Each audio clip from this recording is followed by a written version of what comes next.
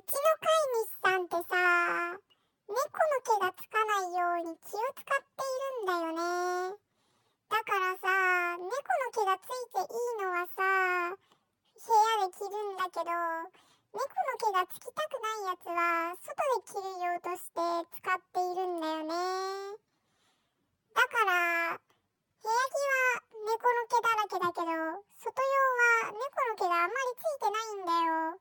だけどね、最近飼い主さんは猫の毛がなぜかついてるんだよねってボソッと言ってたんだよ。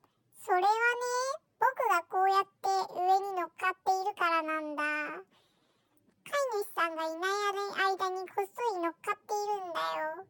これは秘密だからね。絶対僕の飼い主さんに言わないで。